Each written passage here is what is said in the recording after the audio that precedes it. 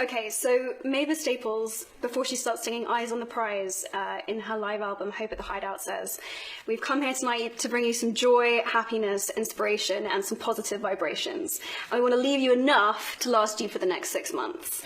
And seeing your play was like that for me. Oh, bless you. It really was. It's like I've been hyped for like 4 months straight. You just won my heart just by quoting Mavis Staples. My goodness, how great. I was listening to the album recently and I was like, that is what Hamilton is like for me. Like, it just gave me, I don't know, just like energy and hope and nourishment for just ever since I saw it. So it completely blew me away, and that's what great art, I believe, should do. So it's been like this phenomenon in my life. Anyway, I'm going to stop fangirling on you, but please don't. No.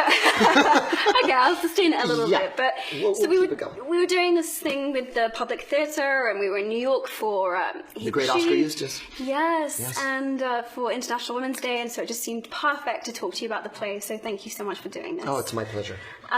So for those of us that aren't lucky enough to be in New York here to see the play, and it's almost impossible to get a ticket at the moment, could you give us like a 30 seconds, like highlight reel synopsis? Yeah, sure. Hamilton is the story of our nation's first Treasury Secretary, and it's as sexy as it sounds. I'm past patiently waiting, I'm passionately smashing every expectation, every action's an act of creation. I'm laughing in the face of casualties of sorrow. For the first time I'm thinking past tomorrow. It's about Alexander Hamilton. He's the dude on the $10 bill who had an amazing, tumultuous, unlikely American life. And I knew nothing about him until I picked up Ron Chernow's biography of him one day on vacation, and just felt like it was the proto-American immigrant story. Before there was an America, this guy sort of came here for a better life and managed to make one. It's also, in a weird way, a love letter to writers. This is a guy who wrote his way out of his circumstances, wrote his way into power, and also wrote his way to ruin, blew up his own spot, and caught beef with all the other founding fathers. And the music I use is all the music I can get my hands on. Yeah. So it's hip-hop music, and it's R&B music, and it's Beatlesque music for King George. Yeah. But it's our goal is to eliminate any distance between a contemporary audience and this story that happened over 200 years ago. Yeah, I mean, I think that's why people are so psyched about Hamilton, is that you just kind of blast through every expectation and tradition. You know, you use music that would be seemingly incongruous with the time, but that is so perfect as a way to express these ideas. And structurally, I steal a little bit from Harry Potter, I have to tell you. What? Because the opening scene, Hamilton meets Aaron Burr, and he says, Aaron Burr, like, help me, like, I want to be in this world. And Burr gives him the opposite advice of who he is. And then he meets his real friends, Mulligan, Lafayette, and Laurens, and it's exactly Harry Potter meeting Malfoy first, and then seeing his real friends on the train, being I like these guys better. I completely forgot that, because in the first book, Draco tries to be like, you know, I can help you. I can help you. Like, just tries to befriend consort with the him, right people. And Harry has this instinctual, like, this guy is clearly an asshole, and I have to. Yeah, everything I learned from those books. Yes, this is great. Harry Potter's everywhere. It's the ultimate universal story.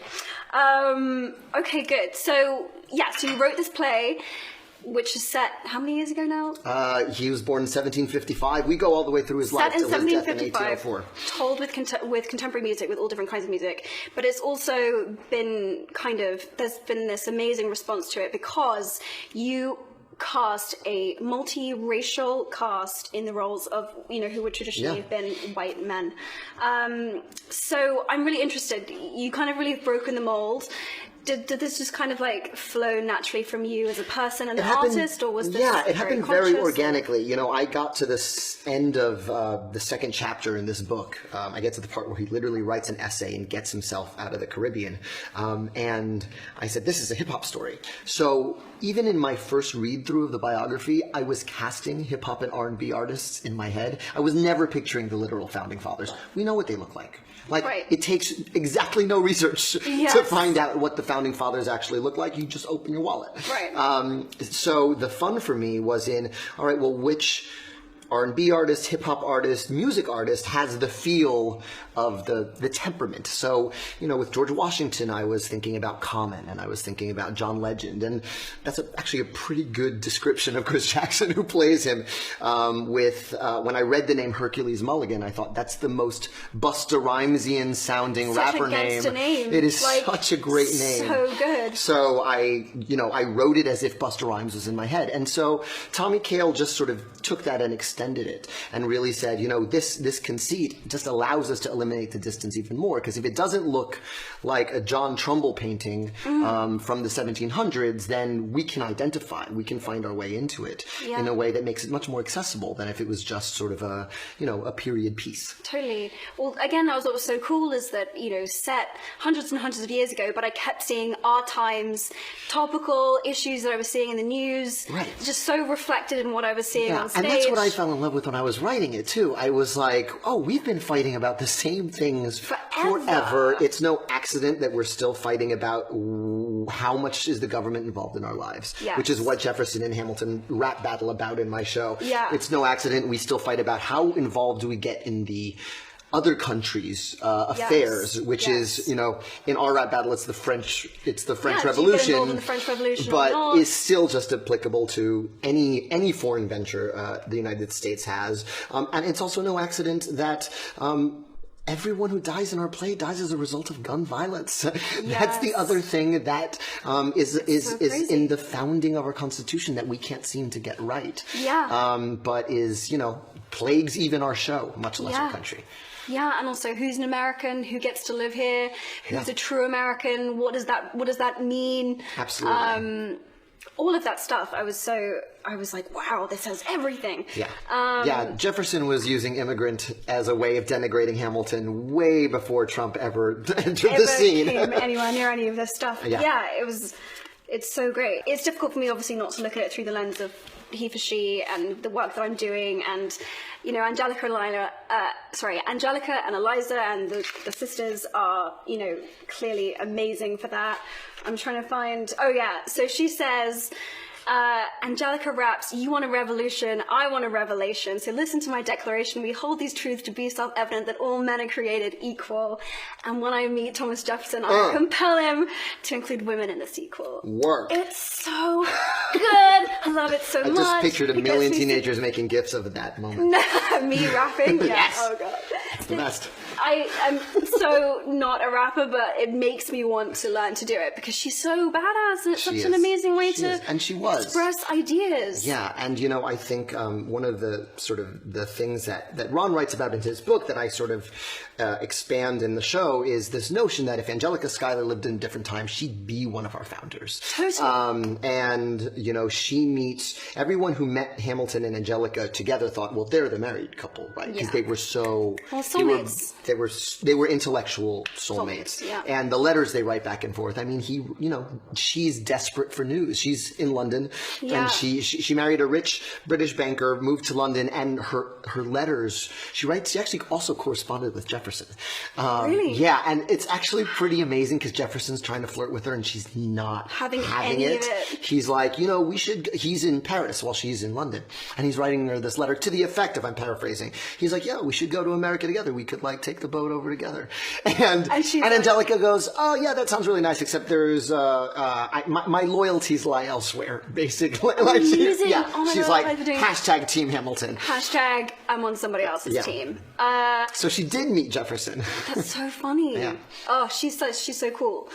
So I'm interested though, because you've included these really political things in your play, and I'm interested, do you think that storytellers have a responsibility to drive us forward as a society, to encourage us to perceive things in new ways? And if you do, does this ever weigh heavily on you? Do you ever feel like that's a responsibility? No, I'll tell you the way I think of it. I think storytellers can't help it. Your worldview affects what you see in the work, and it affects what you make. Anything that's political in Hamilton's story is inherent in Hamilton's story, at least the way I know how to tell it. Yeah. And so I think the notion of Hamilton as an immigrant story, maybe another writer would not have seized on that as the through line. That was definitely my way in. Yeah. Having parents who were not immigrants, they were born in Puerto Rico. They came to New York. My dad didn't speak a word of English when he came here, and he came here to get a better life. So I'm familiar with that story, that immigrant narrative of like, we're going to come here and we're going to do the jobs no one else wants to do, and we're going to work twice as hard. And I recognize that in Hamilton. So that's what comes out when I write him. Someone else may have a totally different version, but I really try not to think of writing as a burden at all. My job's to fall in love, because it's got to sustain me. This show took 6-7 years to write. It's got to sustain me for 6-7 years. And so, the politics inherent to the show are just what come out of me when I write about this thing.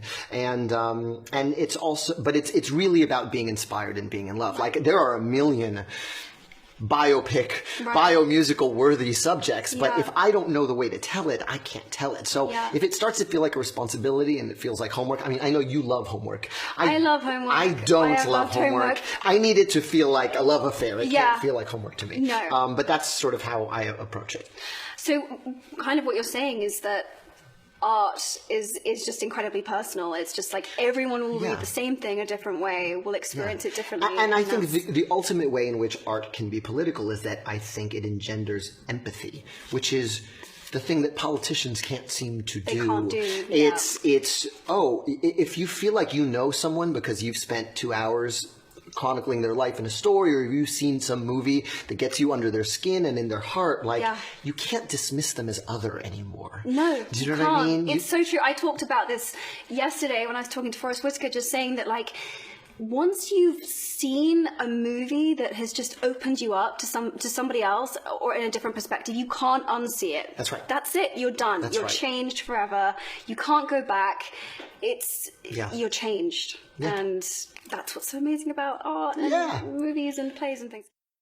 So, still on the topic of just awesome womenness, Renee did this awesome rap, which I know that you co-wrote, for the BET Hip Hop Awards cypher. Wasn't she incredible? It was so good. Yeah, she's the best. So she said, I came to represent the ladies of our history. We know the founding fathers, but the mothers are a mystery. That's right. So, in your play, it's really interesting because Eliza chooses to erase herself from the narrative when she discovers Alexander's affair.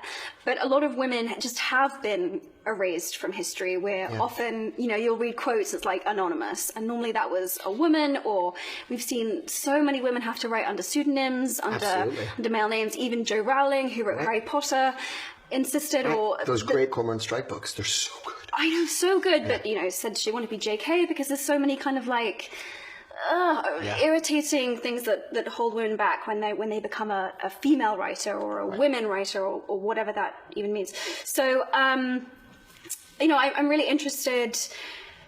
How do you think that women and men can reclaim women's history and the narratives and perspectives of women? And you did this in Hamilton. You essentially had to create these stories for women because there's just less. Yeah, there's not a definitive Pulitzer-winning Schuyler Sisters biography. No. There isn't. I had to go and do the research, and I relied on Ron a lot. And to me, one of the most moving things about Hamilton's story is that it is cradled by his wife's story. Yeah. She's the one who brings it to us. Yes. And the last chapter of Ron's book is about her incredible life and how much she accomplished. She established the first private orphanage, which still exists in the form of the Graham Windham organization, which helps foster kids into adulthood, and ran it for 27 years. And if you had put that in a screenplay, people would be like, it's too on the nose. You can't have the widow of the orphan establish an orphanage. It's crazy. Except it really happened,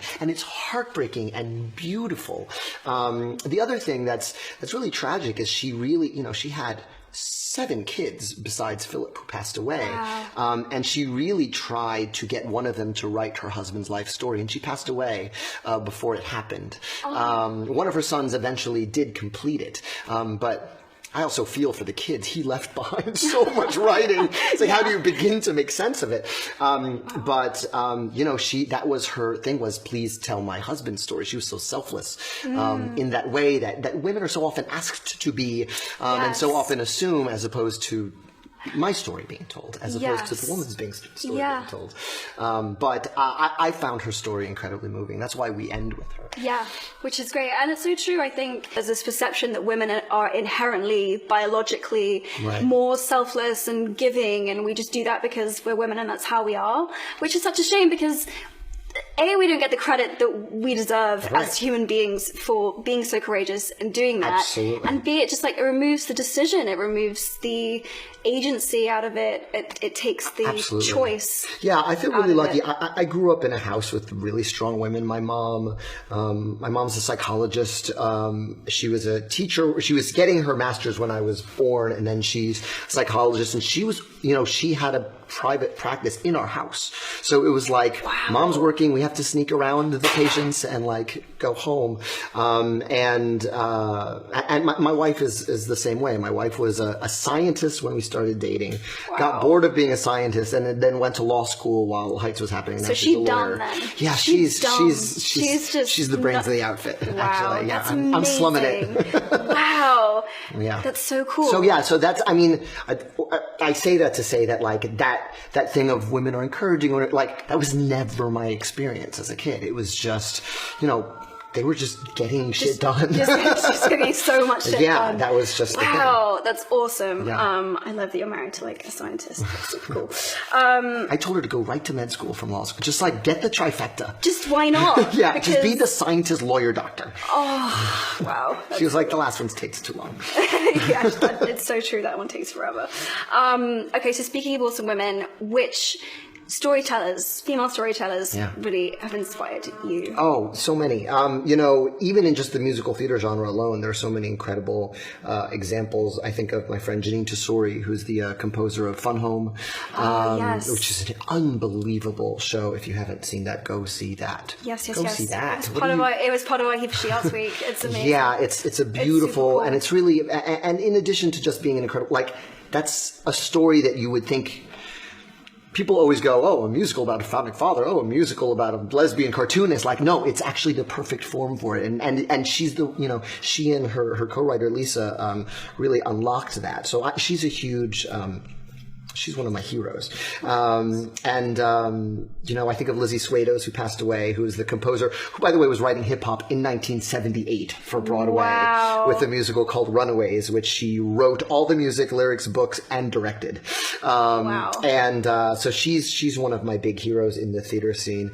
And then, I think of, I'm thinking of all, the young authors growing, I'm thinking of Beverly Cleary, and I'm thinking of Madeline L'Engle, and I'm thinking of, Judy Blume, and I'm thinking of all these incredible, and J.K., of course, the women who raised my brain. Yes! Because those were my books. Those were just my books growing up.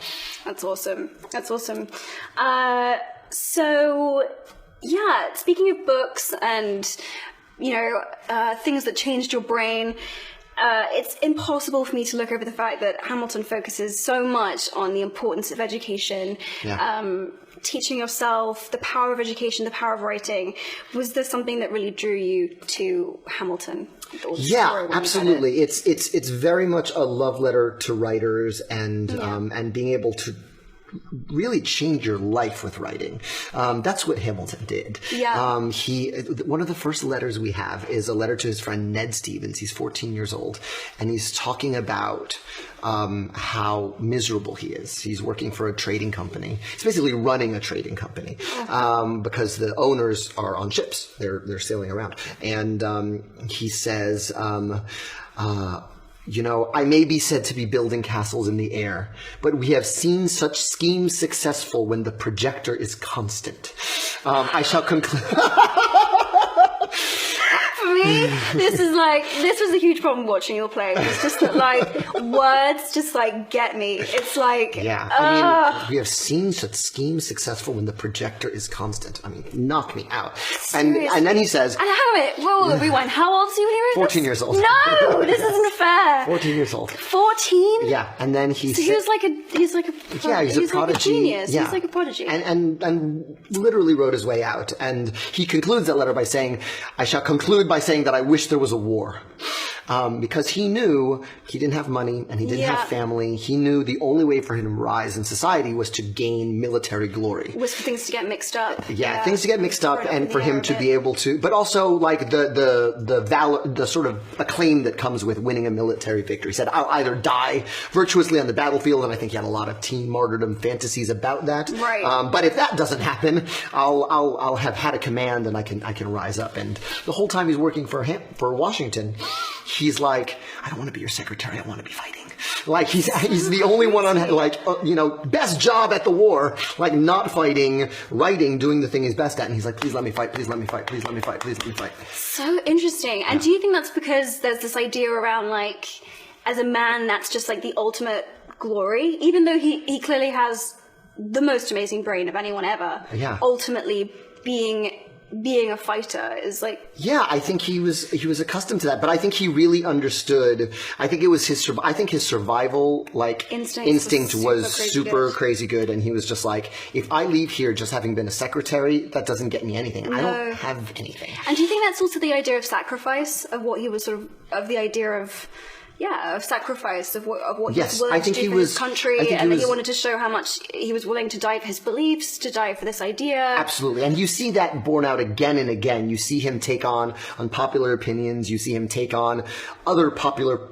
It's all about being the crusader. He's a crusader. Yes. Whether it's with himself during the war or with his ideas when he's defending the Constitution, whether he's fighting with Jefferson over what the government should do. Yeah.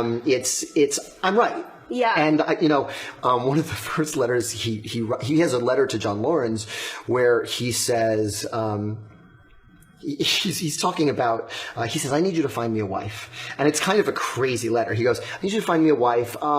She should be pretty but not too pretty. It's very like bro. It's a very bro letter. Bro-y letter. Yeah. He goes, she needs to be pretty, not too pretty that I have to like worry about it. Basically, I'm paraphrasing. And then he says, and as to her political opinions, doesn't matter what they are, I will convince her to mine. This is Hamilton who says this? This is Hamilton who says this. I'm liking him less now. Yes, I'm sorry. But that's a real letter. Yeah, but that's also speaks to his arrogance. I was so seduced. You're seduced by schemes. Moments ago. Yeah. Your fave is problematic. So well, and now... They're all problematic. I know, people are problematic. That's the difficulty. It's true. So, okay, so basically because he was just so focused on his political aspirations, he kind of just needed a wife who he could just like... Well, he also said, I needed to have money because I don't have any. That was another thing he said in the letter. Oh my god.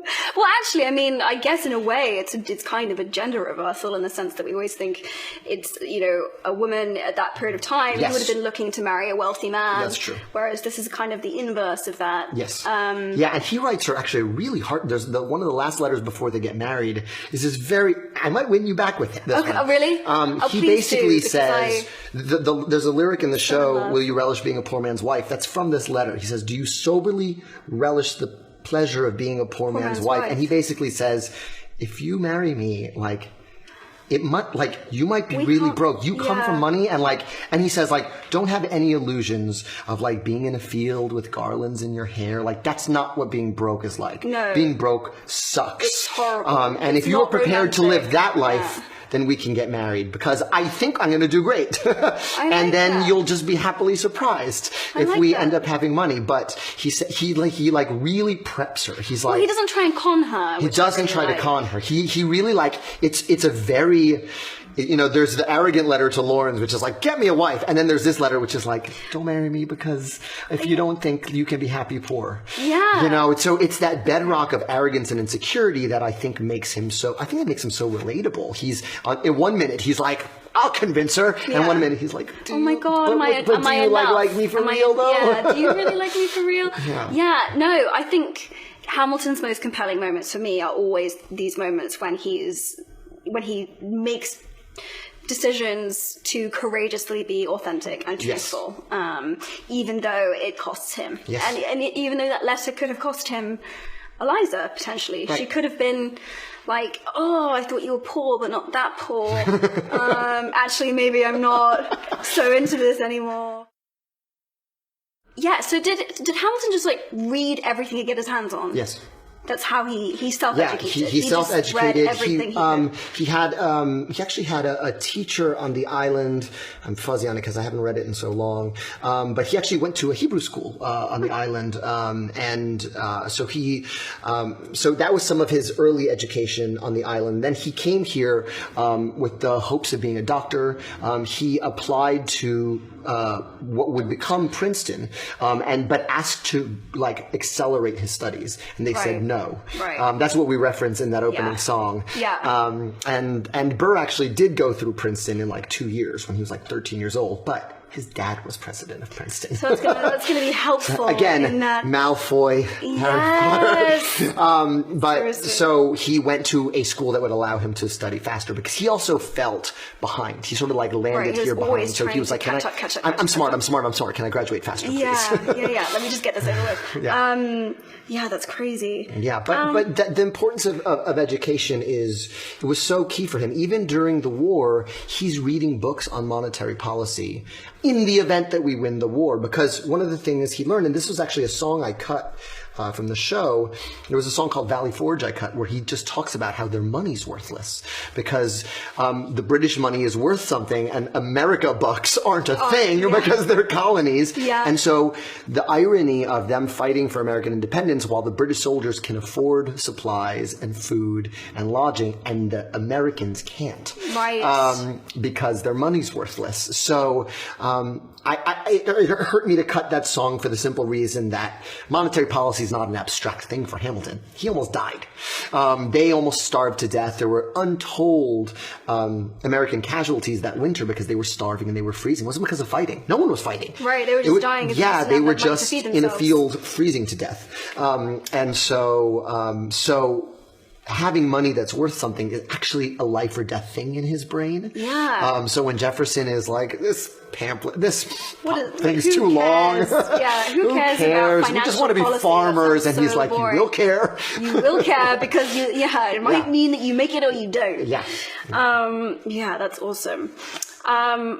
So to switch topics slightly, so obviously you've been asked by lots of different members of the media and journalists about gender blind casting for Hamilton, and you've said that you'd be down, other than that it'd be difficult to change some of the vocal ranges on some of the songs, but conceptually you like the idea. Absolutely. And I think there's going to be so many Lady Hamiltons once this thing is in schools and in regional productions, and that's great. Like, again, I do theater because I fell in love with being in the school play in high school. Yeah. And I also remember the inherent unfairness. I remember directing West Side Story and girls trying out in a 9-to-1 ratio and being like, this sucks. Yeah. This sucks that like there's 2 great girl parts. And this show's a masterpiece and that's why I'm directing it, but like this sucks. Yeah. So, when Heights started getting released to school groups, and I started meeting people from all girls schools who were like, I was Usnavi, like girls being like, I was Usnavi. I'd be like, that's awesome. So that's going to go gender blind into the world, because, we want this to be the best school play ever. Yeah. And we want the people who want to do it to do it. Yes. And the other thing that I kind of continue to think about, and I have time to think about it, is finding ways to take the sort of really color conscious casting we've done and extend that into the school life, because it's so easy for a drama teacher to sort of just cast the kids who always audition, which aren't always the kids of color at school. Yeah. Because there aren't parts for them, and so they think, why am I going to be in My Fair Lady? Yeah. You know what I mean? Oh, I'm interested. So I didn't know this about you. I was researching for this interview. You worked on West Side Story. Mm-hmm. You translated it into Spanish. Yeah, I translated the sharks into Spanish. Yeah, that was pretty fun. And so I cool. wouldn't have done it if the original creators weren't involved. It was Arthur Lawrence. It was Sondheim, yeah. Arthur Lawrence and Sondheim, and it was Lawrence's pitch. He was very passionate about it. And so it was fun, but it was interesting. Like it only worked so well in terms of audiences. I always think of West Side Story as kind of the best musical. Like, it really is like, No, it's amazing. it's the most perfect synthesis of music and lyric and dance all sort of coalescing. And so I thought audiences will just go with us because they know how I Feel Pretty goes in English. So what is it like if it's in Spanish? But there was a lot of pushback. Really? Yeah, and the producers actually put back a lot of the English that I had translated because it's one thing, within the Heights we don't think twice about it to go back and forth between Spanish and English because it was built into it originally. Right. But messing with a classic comes with its own sort of pitfalls. And so people really pushed back. There were people who really liked it, and there were people who were like, can you just sing I Feel Pretty? Like, I love I Feel Pretty. Don't So I sort of learned the lesson of like messing with a classic. Even though I had the blessing and was working with sort of the creators of the thing, it was an interesting experience. So you worked on West Side Story, you worked on In the Heights, which I absolutely loved that musical too. Yes, and you just wrote music for the new Star Wars. So you've worked on so many different kinds of things, and I'm interested when I look at those pieces that you've dabbled in as a theme, like masculinity and what that really means seems to connect a lot of the pieces. I guess you're right. Look at that. Oh, I love it. I'm telling Lin-Manuel something new about his work. That makes me super happy. So I'm interested, within different cultures, do you see, like, perceptions of masculinity and what being a man should be? Do you see it differently within different cultures? It's funny what they are. Like, I remember, I was a vegetarian until I was about 13 years old. No way. Not for any political reasons. It was a like tactile thing. I didn't like the feel of chicken. I just didn't like it. And so my parents both ate meat, and they were like, all right, we got to get protein in you another way. And so I ate a lot of eggs, which I didn't mind, and I ate a lot of fish sticks covered in ketchup, I guess. But then puberty hit, and like a switch flipped, and I went, oh, meat's great. Like, I don't know what happened. It was really biological, but I will tell you, my very old school Puerto Rican grandfather kind of looked at me like my whole childhood was like, he doesn't eat meat. He's I'm not worried a real about man. him. He's not a real man. Like, I'm worried about him, and he doesn't eat meat. That somehow was the marker of manhood. Interesting, though. And then I started eating meat. I had my first filet of mignon with him at the Ponderosa Steakhouse in Puerto Rico, and he was like, oh. And you got male approval. Yes! You got to sit in the man and I was box. like, what the hell does meat have to do with anything? But in Puerto Rican culture, I learned as a child, meat equals manhood. Yeah, so that's like one weird sort of quirky one that I experienced firsthand. That's really interesting, because I have guy friends who are very environmentally conscious, and there's so much talk at the moment right now about the fact that red meat is such a big contributor to greenhouse gas. It's like the number one, bigger than anything else. So if we just ate less red meat, we would instantly kind of reduce emissions.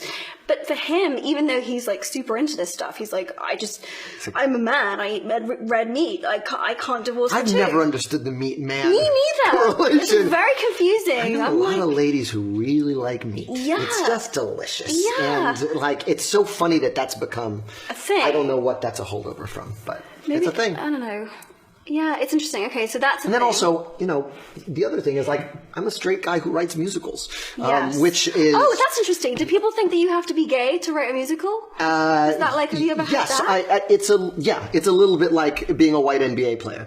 I'm not sure why that is. One, boys who like girls, you're missing out if you don't audition for the school play. There's lots of girls at the school play. Also, boys who like boys also audition for the school play. Yes, everyone should audition for the school play. Yeah. It's to me, that's what sort of changed my life and made me figure out who I am for many reasons. I think when you're in high school, there's so much live or die drama in your grade. Yes. Like, oh, this person likes this person's not talking to this person, and it feels like the most high stakes stuff in the world. And that's only been intensified by social media. Yeah. And for me, doing the school play meant I had friends in other grades. And like, it's temperature's getting a little high in my hallway. I'm going to go hang out with my friends who are seniors who were in the play.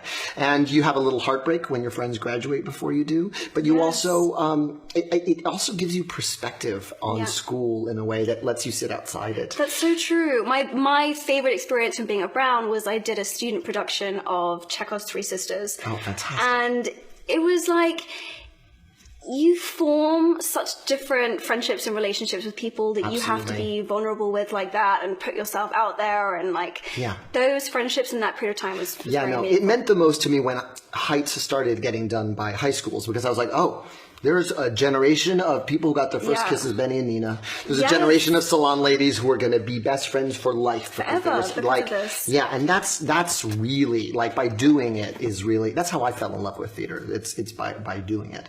Yeah, totally. I have to talk about the moment in the play that just destroyed me. I mean, I was like, just could not stop crying. I was such a mess. So it was Dear Theodosia, which is where two men sit on stage and sing essentially this incredibly tender love song to their children, and they talk about what being a father means to them, how it was so much more than or beyond what they had even expected, and I guess in the midst of all the politics and the bloodshed and whatever else, this just really felt like the heart of the play for me. Yeah. And it felt like a very unusual portrayal. I feel like I very rarely see men in plays and in movies talk emotionally about what being a father like means to them.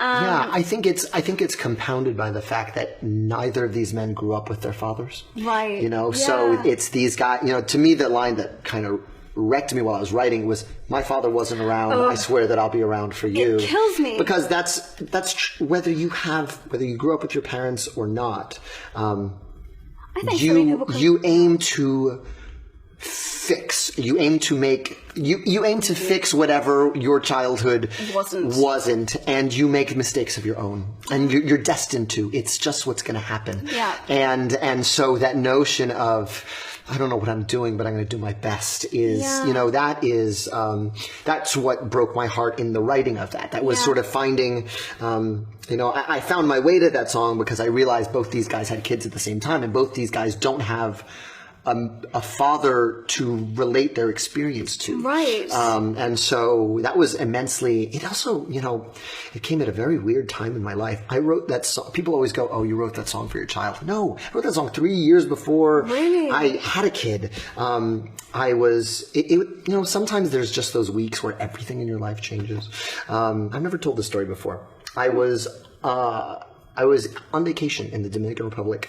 I was with my wife's family. My wife's aunt was in the final stages of ALS, which is, you know, incurable and so far. And we were just kind of waiting for the news to hit. She lives in Austria, and so it was a vacation, but it was also, we had this news that was hanging over us, and so the family was very tense and trying to make the best out of a vacation. At the same time all this happened, this tiny stray puppy jumped on my wife's beach chair, licked her ankle, and gave her these pleading eyes. My wife is a lifelong cat person and like changed teams in that moment. Oh no! And was like, oh no! Oh no! Oh no! I really want a puppy. Oh, I want this puppy. And we said, all right, well, if it comes back tomorrow, it's ours, because it played with us all day, followed us around all day. Let it go. Came back with a sister. Oh no! Oh no! So now that day, Vanessa's aunt passes away.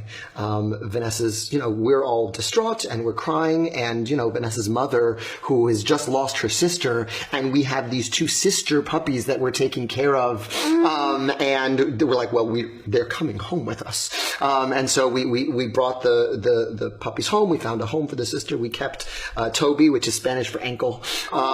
And in that week, I wrote Dear Theodosia. It was like the calm in my life. Like, my life was a weird storm, and that was the calm in my life, was going to like these men and writing this like love song. So people go, oh, your child. I go, oh, yeah, my dog. I was about a dog.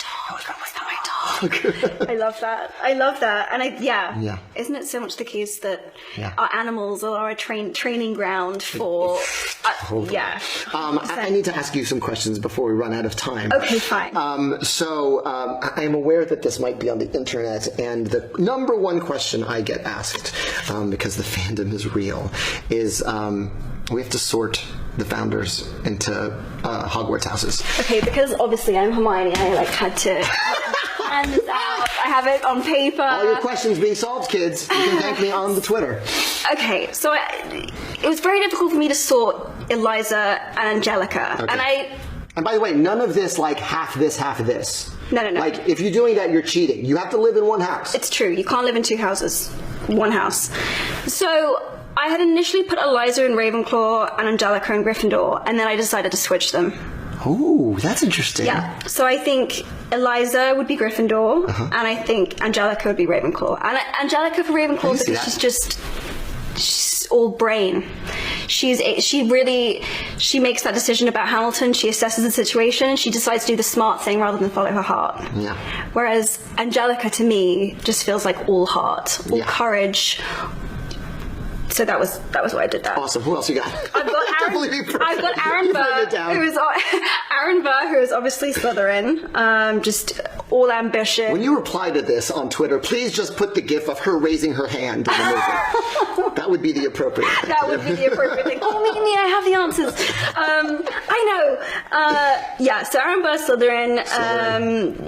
He's Switzerland, just waiting on the sidelines. You said there was a case to be made. There was a case to be made. There was a case to be made for Hufflepuff. Love it. And there's a case because I feel like as a young man, if Aaron could have grown or developed, or like he could have, but he kind of, he could have developed, but he didn't. So Slytherin. He could have gone in Hufflepuff's direction, but didn't. Hamilton, Gryffindor. Yeah. For me, he's all authenticity, all courage, all authentic. And I will tell you the one thing that backs your argument, and then I'll tell you what your co-star said, which was different, was that in as a soldier, his nickname was the Little Lion, which is the Gryffindor. This makes perfect sense. Yeah, but I asked Daniel Radcliffe when he came to the show. I said, "So please sort Hamilton into a house." And he went, "Ravenclaw, definitely." Why though? Like that quickly. But why? I don't know. I know he said. Call him about this. Yeah. Okay. Well, I'm going to ask him that. Okay. Well, I have to ask you two very quick things. Okay. One quick thing. One of my favorite lines in the play is when Hamilton says to Aaron Burr, speaking of Slytherin, "If you don't stand for something, what will you fall for?" Yeah. And I just love that because it's so emblematic of the idea that being on the sidelines is a decision. It's not like you can just, because it allows, even if what's happening around you isn't in line with your personal beliefs, by not actively standing against it, you're allowing those things to continue. Yeah, I remember for Martin Luther King's birthday this year, I was asked to read a speech, and there was a quote that has been resonating with me even today, which is, "There is such a thing as being too late." Yes, there is. And that is that's something that's really true, and that's something that we play with Hamilton and Burr. In terms of when do you act, when do you keep your opinions to yourself? Yeah, when do you keep your cards close to your chest? Hamilton couldn't help himself. He couldn't. And he wears his heart on his sleeve like I do. Where I have to and the tragedy in the way we tell it is the time Burr acts and Hamilton doesn't, one kills the other. They're not static over the course of the show. They change. Like Burr becomes more in his expression for power and his expression for political mobility. Yeah. He becomes more Hamiltonian, and Hamilton through tragedy sort of retreats. Yeah. Do you see yourself in Hamilton? I see myself in all of them. I see myself in Angelica. It was great fun being Angelica. I mean, the fun of writing is you get to be all of them. You get to be everyone. Some of these songs, that would be enough. I'll tell you another very personal story. I wrote that song, probably the fastest song I wrote for the show. I wrote it in 45 minutes. Eliza needed to say it. I had another song I was trying to write, and then I was like, Eliza needs to say this now. And I wrote that song, and I played it for my wife, tears running down my face. And she looked at me because she is not in the business, and she goes, "Oh, is that what you wish I would say to you?" Is that what you wish I would say to you? And I go, "No, it's what I say to you." I mean, it's actually my letter to her. So HeForShe. Okay, that's amazing. Everyone should read the lyrics to that song. Okay. But yeah, that's actually my love letter to my wife. That's that makes me like you a lot. That's great. I'm gonna go listen to that after this and like just cry. So other than this, I have to ask, you're an amazing freestyler. Yes. You can just do this. You're an amazing beatboxer. This is great.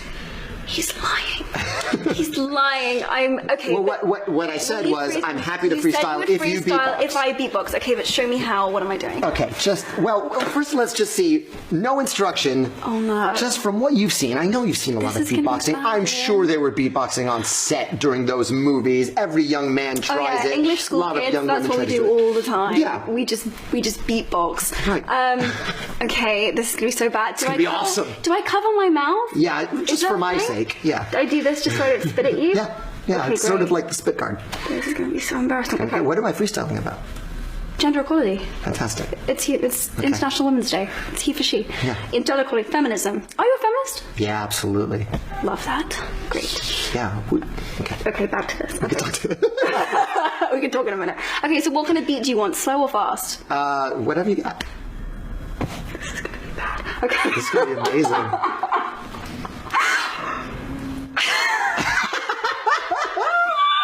Okay. Perfect. Yeah. Yeah, it's Lin, and I have to laugh. How can we not be equal? We're like half. Like, women are like half of the people on Earth. And yes, they should have been equal since birth. That means all day, every day, equal pay, every way. Okay, are we really okay? Oh my gosh. Yo, this beatboxing is fantastic. Beasts, where to find them. Yo, I'm drastically changing the narrative. Look at it. You kept going. And oh my gosh, I love watching this keep flowing. Holy cow. This is such a meme. Thank you. This is the Beatbox Dream Team. I'm so embarrassed right now. Wait, I'm that- literally the color of like a tomato. I'm so red. That was amazing. Oh my gosh, thank you for having me. Thank you. That was the best ever. Yeah, thanks. Oh, love you. Thank you. Beatboxing. Everyone go see the play. And no one ever asked me to do that ever again. These are the lengths that I will go to for gender equality.